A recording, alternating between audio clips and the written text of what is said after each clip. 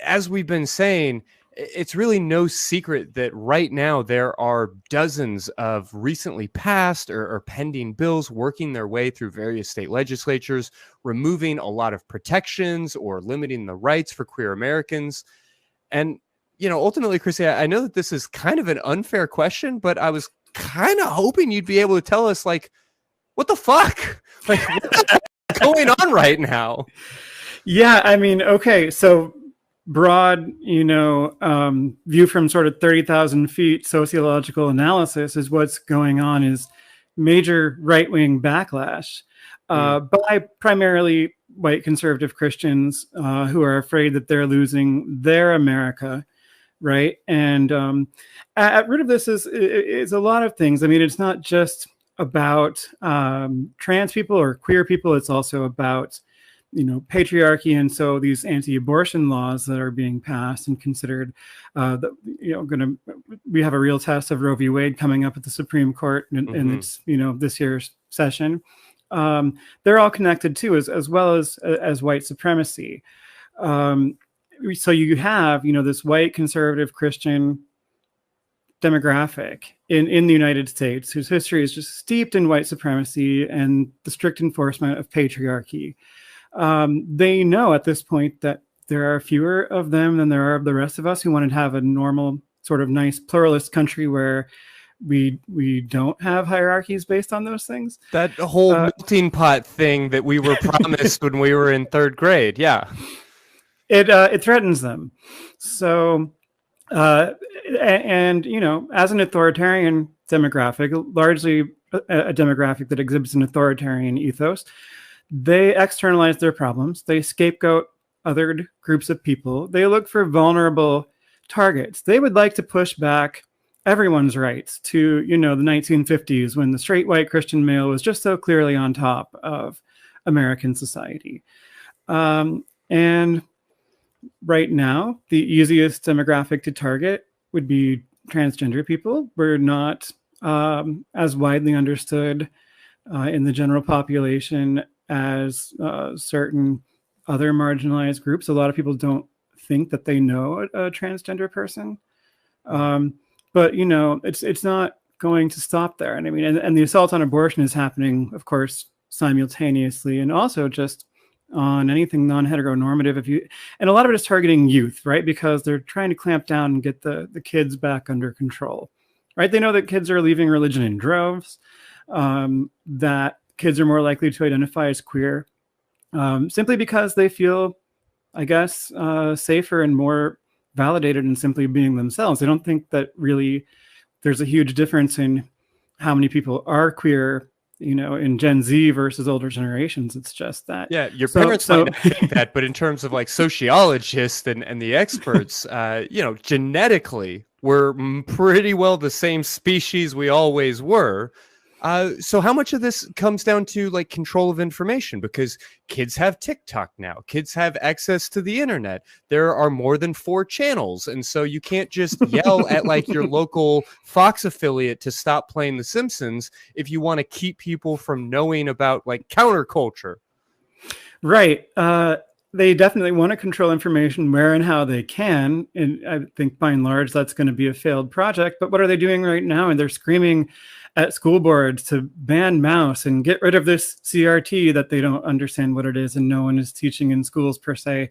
Anyway, I don't know. Push back on that. I think Ted Cruz knows what CRT is. I mean, he has achieved enough to have at least gotten a sufficient education to know that he's full of shit, but chooses to be full of shit, right? Like, because he knows the people he's talking to don't know what he's talking about. Ted Cruz may well have a fairly decent understanding of what it is as a kind of theory of legal structures, right? And how the law works and how race works throughout American society. Yeah, he might get that.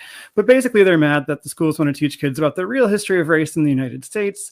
And they're trying to clamp down on sex education. I mean, let's be honest. The vast majority of sex education in the United States is abstinence only anyway, even if it's rebranded. Sure. So, but they want to make it impossible for teachers to affirm and oppose bullying of queer kids in school at all. That's what's happening in Florida. Yeah. I don't have good academic work on this, and so I'm happy to be corrected by anybody who could point me towards a meaningful study. But what I have been seeing or understanding on the ground from the sex educators that I know and work with, we're at a moment right now where it's not even the case that people are getting like a comprehensive, not even just non-comprehensive, but I guess what I'm trying to say, it's not the case that people are getting sex education that is centered around abstinence only. It's that the abstinence question has like stymied the entire circumstance such that there just isn't sex education anymore. Because there was so much debate about like how to handle some of these issues, we kind of collectively decided to just not do it as a society. And so kids are learning from TikTok and from pornography and from these other sources that are, in some cases, better than their parents, but still far from ideal, right? Sure. Yeah. What can I say? Sure. Well, I have to admit, I'm going to show my age a little bit here, but I don't regularly consume a lot of TikTok videos, so I don't know what the kids are saying about sex on TikTok. Yeah, no, I'm not going to pretend that I understand anything that the kids are saying these days, let alone the TikToks. But people are no doubt familiar, sort of vaguely, with what we're calling the Don't Say Gay bill that just passed in Florida, SB 8 tackling abortion here in Texas, not to mention the opinion put out by Ken Paxton and some of these like big banner headlines. But what do you feel is important for us to understand about some of the particulars here? What stands out? Mm-hmm. Yeah, well, I mean, I suppose a number of things stand out. I mean, if you want to talk about Texas, it's interesting that in recent years, most bills targeting the trans community have not passed. If you think back to like the bathroom bill debates in 2015, and then last year there were 76, I believe, proposed bills targeting the trans population, mostly trans youth. Only one passed, the sports ban, and that's partly because in the Texas State Senate, you've got this faction of Republicans who understand that passing these radical, extreme, social conservative right-wing bills is bad for business, right? So they sometimes put a stop to the more extreme expressions of social conservatism coming out of the Texas State Legislature.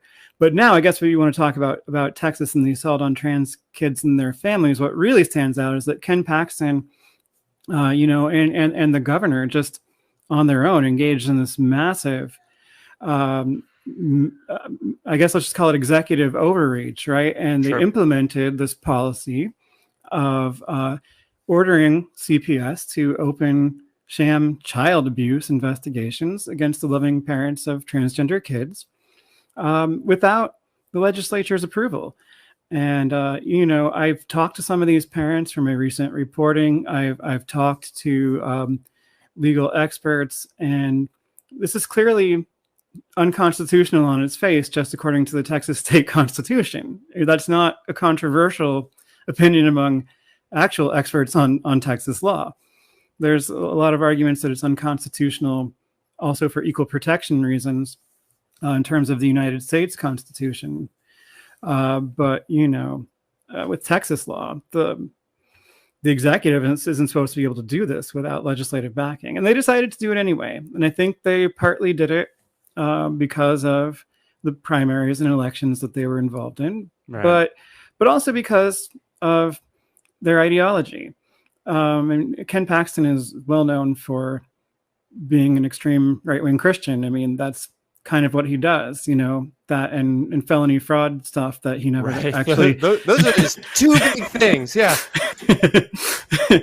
Well, if so many of these bills are not actually getting passed, there is a lot of, as you said, executive overreach. I mean, frankly, a lot of these things, particularly what we're seeing coming out of Texas, the governor, the lieutenant governor, the AG's office, it feels like theater.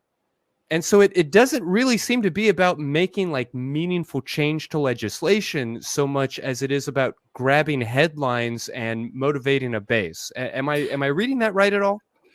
I think that's one aspect of it, but I mean, you know, there are families that have actually been targeted by CPS already, and I don't Sure. think it feels like theater to them. I hear You that. Yeah. know, they're actually, you know, threatening to throw them in jail or take their children away. So this is very real. It may, and I don't think it's purely cynical on the part of, you know, Ken Paxton. I think he really believes this, but there's certainly a political theater element of it at the elite level, but it has really extremely damaging impacts on people's lives. As far as I understand it, the investigations are supposed to be paused again. The law is enjoined again until the Texas State Supreme Court is going to hear something about it. So that's the current state of affairs. But the you know, investigation stopped because of an injunction, started again. I think now they're stopped again. But you know, there are families. I've spoken with one of them who have been contacted by CPS and told that they were having an investigation opened against them because they have a trans son. So yeah, this and you could compare it with SB8, right? Because this is operating on the creation of a culture of denunciation. Yeah, So just to be clear here, you've been talking about the Ken Paxton, the Attorney General of Texas's letter informing people about his interpretation, his kind of bullshit interpretation of existing law, and then Greg Abbott pushing for local agencies to investigate based on that interpretation. And then SB8 is the abortion rights law that we've been talking about for the last several months that is currently under an injunction and is likely working its way up to the Supreme Court. Do I have all that right? That's right. Okay. And yeah, here's what I mean by a culture of denunciation. So, you know, Governor Abbott in his letter actually implementing this policy after Ken Paxton issued the opinion back in, I think, early to mid-February, whenever this whole thing got started, it escalated very quickly. So he ordered mandatory reporters to report on anyone that they suspect of allowing their children to experience, you know, age-appropriate, gender-affirming medical care.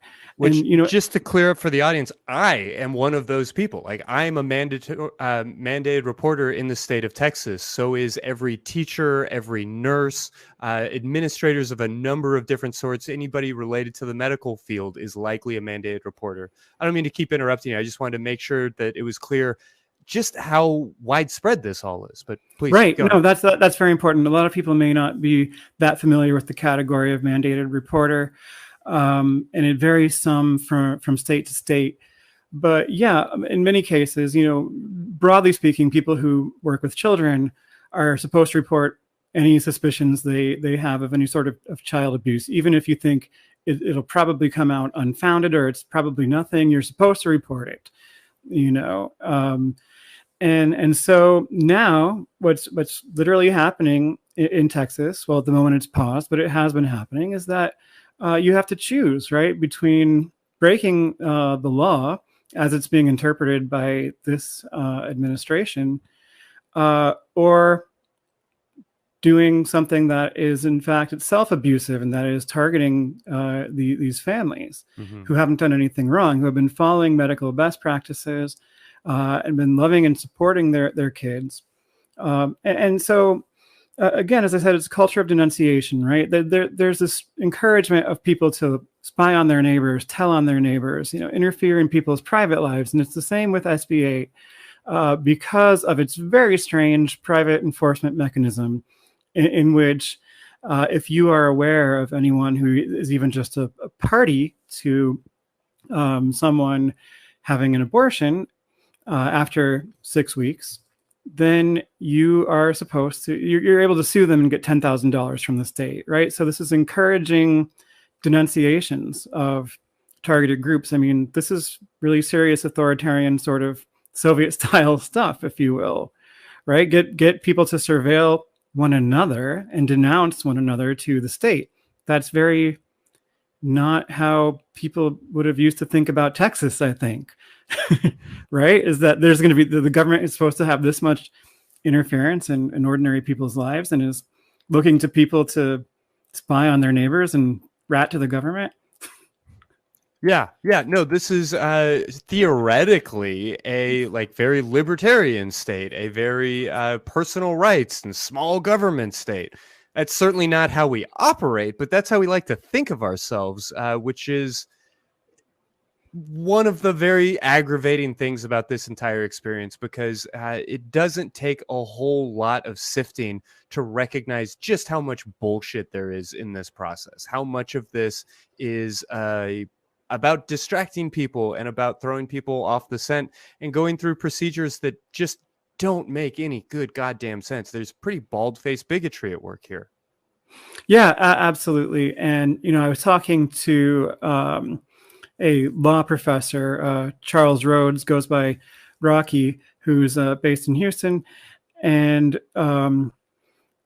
he was, gosh, I kind of lost my train of thought there. I'm sorry. What was the last comment you made again? Yeah, just how much of this is total theater and bullshit. And I think you were referring to a part in the piece that you put out a couple of days ago where a legal expert was telling you just how obviously this was not going to pass or was obviously unconstitutional. Yeah. He had a lot of very interesting things to say. Very, very interesting legal analysis. And he also had a few choice words for Ken Paxton, a man he called an opportunist. Sure. Yeah. Interesting. They're both alumni of Baylor University, but very, very different sorts of people. Fair to say.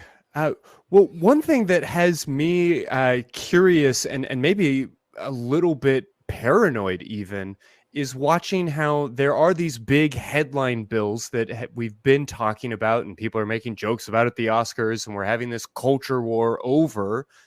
And then there seem to be little copycats popping up all over the country faster than we can even really address them. What should we make of that? What exactly do you mean by copycats? You mean the kind of state laws that are spreading through different? For instance, when we're talking about SB 8, the Texas abortion law, as I understand it, the enforcement mechanism is sort of laughably unconstitutional. And I guess we'll have proper legal scholars examine that idea. But assuming it does not actually pass muster once it arrives at the Supreme Court, it would seem kind of silly to have gone through all of that effort for anything other than to just upset people. It doesn't really seem like it is a law that is meant to be law. And yet there are similar, if not identical, bills that have popped up all over the country. And that's similarly true for a lot of the things that we're talking about tonight. And I guess I don't know that this is some like massive coordinated conspiracy or shadowy cabal of evil people at work, but I can't help but imagine some level of mustache twirling. Does that feel valid? Yeah, I think so. I mean, so I haven't looked into the exact details of who might have written the language for some of these bills, but we do know that right-wing organizations like ALEC and Alliance Defending Freedom, Liberty Counsel, and others, they do draft bills, which are then taken as the basis for bills that are introduced in state legislatures. Also, this group of people associated with the Congressional Prayer Caucus, with the different affiliates at the state level, called Project Blitz, they're trying to pass various kinds of Christian nationalist laws, and they provide templates basically. And so there's state legislatures. There's a lot of direct copying and pasting and just seeing what other states are doing and what right-wing think tanks and conservative action organizations are suggesting and building bills from there. So a lot of them look a lot like each other. And I think some conservatives really do think that they can get away with this private enforcement mechanism thing because no one will have standing to sue because there's no agent of the state involved. But with respect to SB 8, it does look now like some local funds and organizations that are working to help Texans who need abortion care to get out of state, get the funding that they need to do that, are going to be able to force the issue. to move up the court system in the federal courts, and they should be able to avoid, the fifth district being so conservative. They can go to the federal courts in D.C., and they're going to be suing groups like the Thomas More Society that have threatened to sue them under the provisions in SB 8. So this is one path that seems to be opening up now for SB 8 to work towards the Supreme Court. But, I'm not at all sure that's a good thing, because I'm not at all sure what the Supreme Court is going to. I mean, I'm not sure they're going to do the right thing in these cases. Yeah. Not at all sure. SB 8 is wacky, but also it might not be even needed anymore if Jackson, Mississippi versus Whole Women's Health is decided in a way that they just outright overturn Roe v. Wade. I'm pretty sure 5 at least of the majority 6 conservative justices would be ready to go all the way and just overturn Roe, which opens up a whole other can of worms, because then you've got the whole right to privacy issue starting to go out the window. And so you can relitigate birth control. You can relitigate interracial marriage. I mean, you can relitigate sodomy laws, all kinds of things that depend on the right to privacy established in Roe and Casey, right? But yeah, I think Chief Justice Roberts, because he cares about trying to maintain a veneer of legitimacy for the court, isn't going to be so eager to overturn a major precedent. And he might try to bring someone like Gorsuch along. Gorsuch is the only one I think he could possibly win over, but I'm not sure that he will. So Roe may die this June. I mean, it's already a dead letter in much of America. Sure. Yeah. In terms of what's actually facts on the ground, I know that we're talking very broadly and in very big ways about a number of things that are really impossible to make predictions about. But with the confirmation of Justice Jackson still somewhat in limbo, what do you imagine happening as some of these things start to hit the courts? Do you really feel like it is likely that SB 8 will not be overturned or will be upheld? Do you feel like some of these other bigger issue items will squeak by? Or again, as I've been kind of suggesting, is this all just a bunch of drama before the midterms?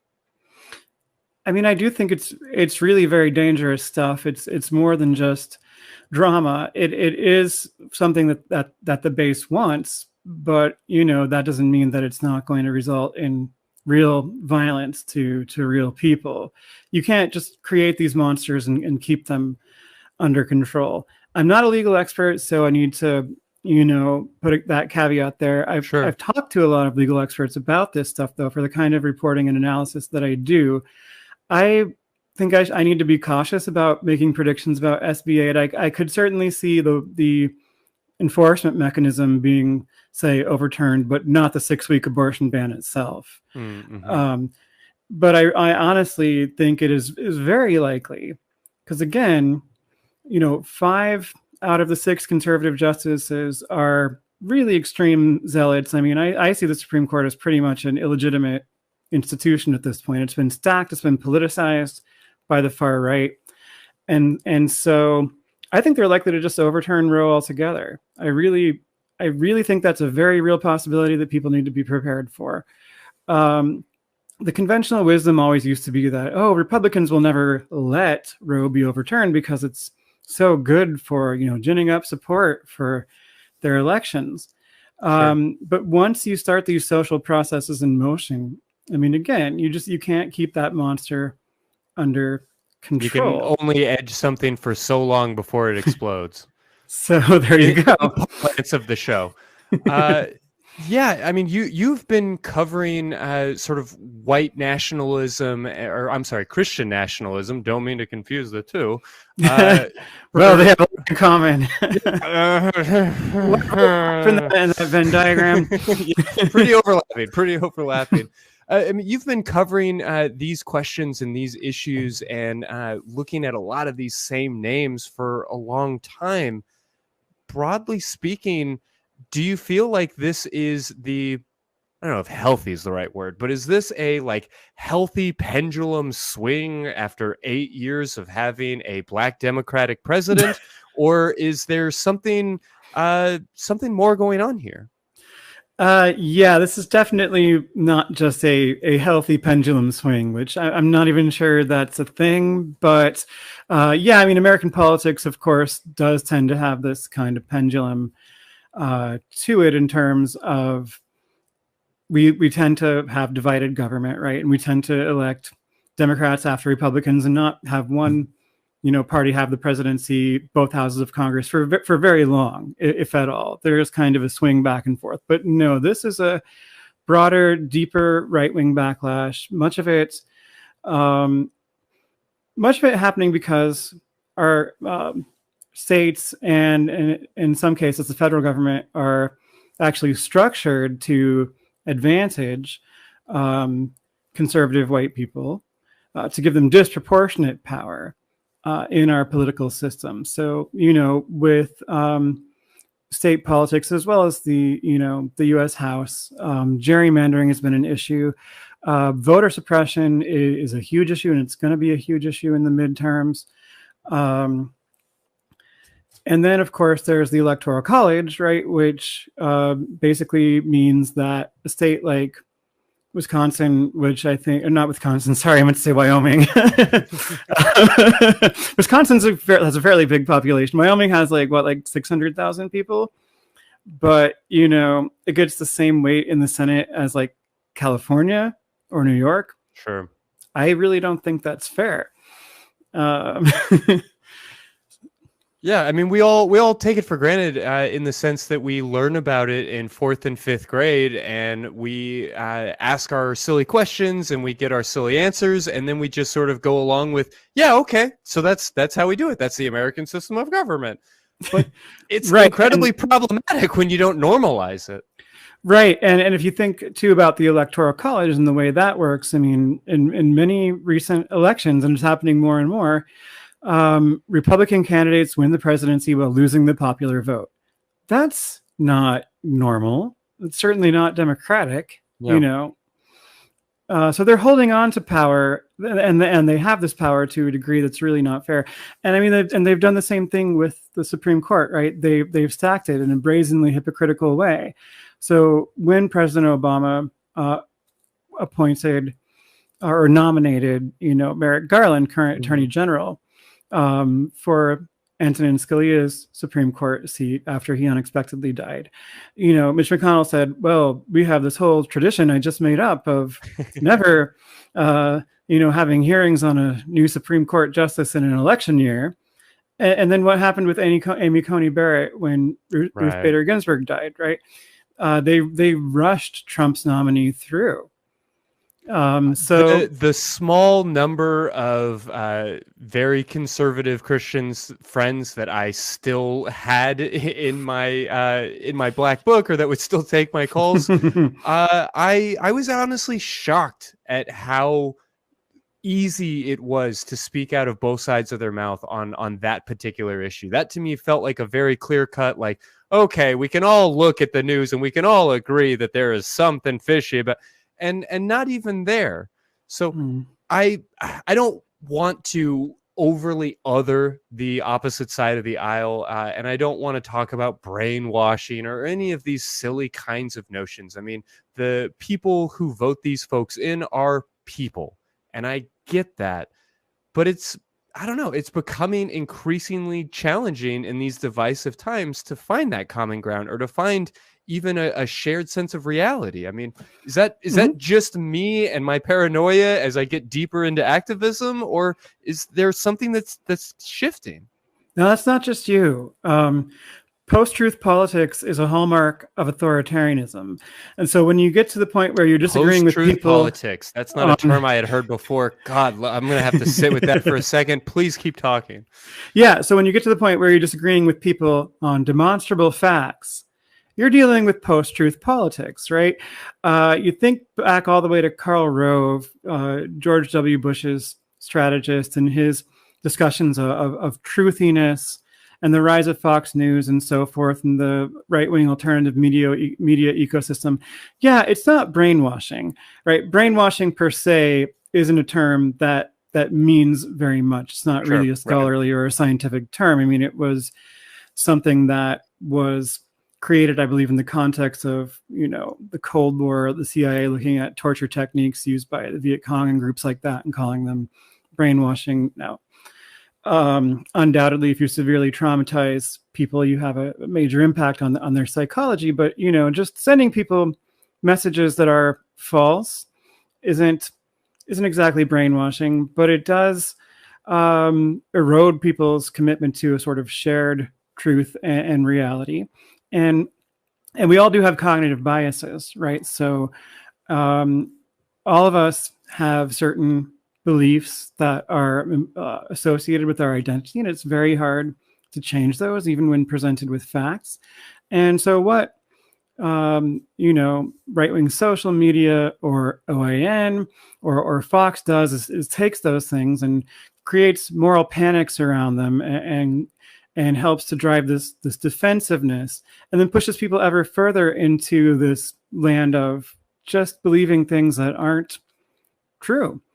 So that tends to work well for authoritarian leaders, because if truth itself is a matter of who has political power, then it can simply be reduced to power and defined by power.